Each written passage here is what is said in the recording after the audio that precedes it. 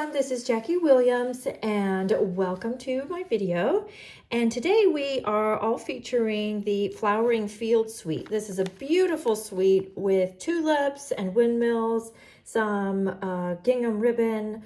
Love these brass butterflies and particularly love these papers with the beautiful watercolor tulips on one side and the more solid watercolor backgrounds on the other. However, today I am not using the papers. I wanted to go for just a little bit of a different color scheme. I'm going to be doing a slimline card with you, and I'm going to start by just adding a bit of crumb cake ink with a blending brush along one side of the card, along the long side of the card. So I'm just going to get a little ink and just blend that along the edges here.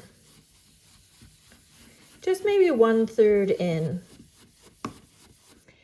Then for my next step, I want to add just a little bit of embossing paste. And I am using this, what I call the more lacy looking mask from the Butterflies and Flowers masks. And I'm just picking up a bit of embossing paste, and be sure and put that lid back on straight away. Now, I don't want too much of this, just kind of a little bit along the edge. Again, maybe 1/4 of the way into your card, or maybe about a 1/3. I'm not going right to the edge of the mask because I don't want that hard line there. I want just kind of a gradual fading away. And just scrape off any excess. Then pick up your mask. Beautiful. I'm even going to pick up this extra here. And then possibly I would let that dry and then do the next step. But just for the sake of the video, I'll just cover up that little join with some flowers. And then just finish off the top of the card and scrape up any extra. Beautiful. Now set this aside to dry. It only takes a few moments. But on that note, it does dry very quickly. So please take your palette knife and your mask over to the sink and rinse those off straight away. Next, let's create our tulips. So I want to die cut my tulips for a nice 3-dimensional look. And you can use, of course, printed paper or solid cardstock. For this project, I'm actually going to use watercolor paper, and I've got some wells of brown inks in here. I've used Early Espresso, which actually I used completely. It's gone now. I've emptied it out, and crumb cake. So what I'm going to do is I'm using scraps of watercolor paper left over from another project. So it's a really great way to use up your leftover watercolor paper because you don't want to waste even a little bit of it. You can just color it up and use it for your die cuts. So for this piece, I'm going to use to cut out the flowers, and I'm using crumb cake. And one of the fun things about crumb cake is you see that it goes on like this sort of, for lack of a better word, like a muddy brown color. I'm just going to rinse off my brush, but as it dries and moves, it separates, and hopefully you can see it actually starts pulling out like greens, and I can kind of see like a little bit of a pink in through here. And then you can even take your brush and some water and just splash some water on there just to get some more color variation. And then I would let that dry, or you can use a heat tool. And then this piece I'm going to use for our stems and our leaves. And I've got Early Espresso in the well here. So you can see it's quite a different brown. Sometimes when you watercolor with them and they kind of break up the color, you can see that they are quite different. This one almost has like a lot more red in it. And then again, you can drop some water on here just to get the color moving and let it dry, or you can use your heat tool to help it along. And then I would do several sheets of those so that you've got plenty to color or to cut out your tulips. Now, when you cut out your tulips, you'll have all these, what I would call kind of funny shapes. And 3 of these are kind of the main flower, and then you have these 2 pieces which are kind of the flower inners, for lack of a better word. And what I have worked out is, because these pieces fold to create your flower, these pieces are basically to cover up that inside, the wrong side, unless you're using cardstock where it's the same on both sides, or perhaps a printed paper where it's similar on both sides. Or you could watercolor both sides. In fact, I might actually just do that. Just add a bit of color in here. So depending on what you're using, if you're using cardstock, you could probably get away with just using that one smaller inside piece. If you're using a piece that is double-sided and the other side is completely a different color or a different print, you probably will need to use both of these so that you don't see the other side there. Hopefully that makes sense. So what I'm going to do is take this, what I'd call kind of the heart-shaped piece, and put this in, and you want to line up these bottoms, the bottom of the flowers here, and then this smaller piece I'm going to put on with a glue dot. And then these two sides that fold up, I'll also put a glue dot on those. You could also use glue. I just like the glue dots because they're very quick to dry and they're very secure. They're very strong. Now, like I mentioned, if you find that you can still see a little bit of the back, in this case, you could just add a little bit of color to it. If you're using printed paper, you might need to maybe add another one of these or something just to cover that up.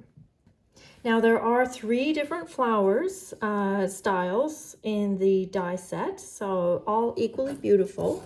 So I've got these cut and prepared. I just want to add one more thing to these, optional, but I will pause and just say that all of these were colored with that crumb cake same well of ink.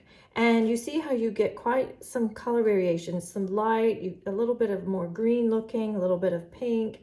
That's one of the reasons why I love watercoloring so much. You just get so many colors just out of one ink.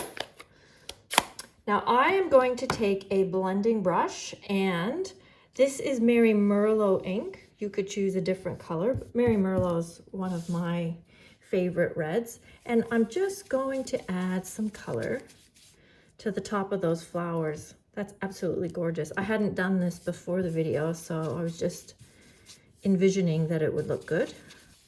I actually wanted to do some gray flowers, but I thought maybe that was a bit too somber. So I went with the browns for more of kind of a sepia look with a touch of the red. Now, before I start building my flowers, I just want to add my words to my card front. And I'll just be kind of guessing where they need to go. And I'll just need to position my flowers around them. So I'm going to put it about here and pick it up. And I'll be stamping that in early espresso. And this is why I use the Stamparatus. There we go. Now I'm going to go ahead and add this onto my crumb cake mat just to give me a little bit of strength while I am adding on the flowers. All right, now I have my flowers, and I've also cut the stems and the leaves out of that early espresso watercolor piece. So I found the easiest thing was to actually position my flowers first, and then we will add the stems and leaves around them.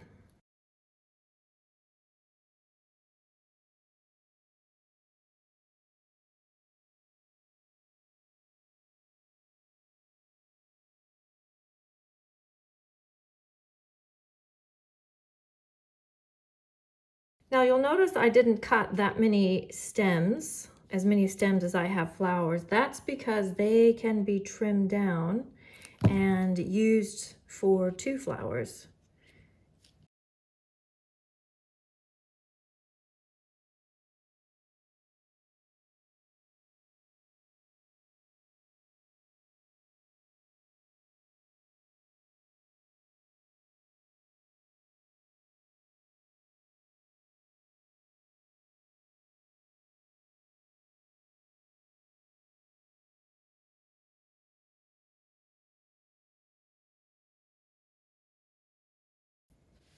And then I'll just go through and position the leaves on. And most of the samples that I've seen have the more flat edge going out or away from the flower. So the curved edge is going towards the flower. And I don't know a whole lot about flowers, so I'm just trusting that someone else knows.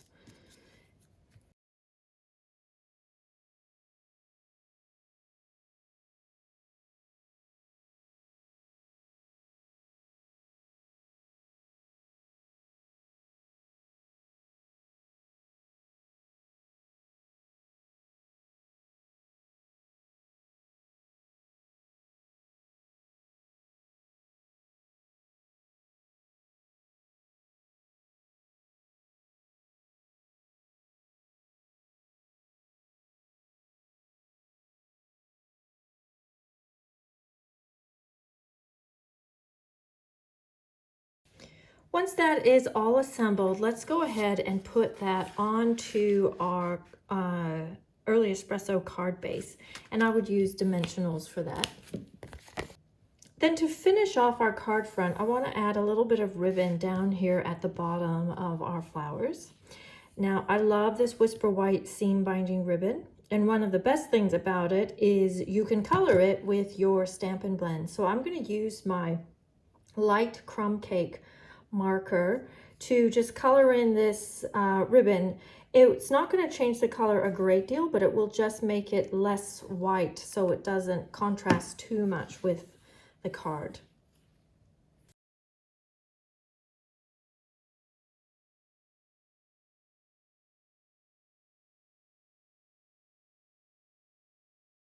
Now then, we'll just take our ribbon and I'm going to wrap it around my fingers 3 times. Cut that off. Fold those loops in half. And then take this remaining amount of ribbon and just tie a knot in the middle there.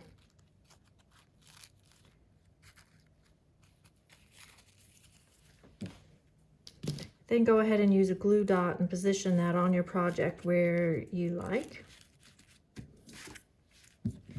And then just trim the ends. And then if you would like to, you can add a little bow of linen thread as well on top there. Now then, the very last thing will be just to add some gems. And I like these iridescent rhinestones. I also like to work in some pearls sometimes too, but I'm thinking they might be a bit white for this project, so I think I'll just stick with these. So I'm just gonna add a few around the words here, like this, just 3. You can add more, of course. And there you go. And here is another colorway that I did earlier. I realized that these are actually too long to go in my video. This one is using Balmy Blue and Fresh Freesia for a very different look, and I did that on white. And then on the inside of the card, you can just add a little bit more of that inking and embossing to match the front. So I hope you enjoy this and maybe make a few colorways while you have your gear out. And thanks so much for joining me. This is Jackie Williams, and I'll see you next time. Bye-bye.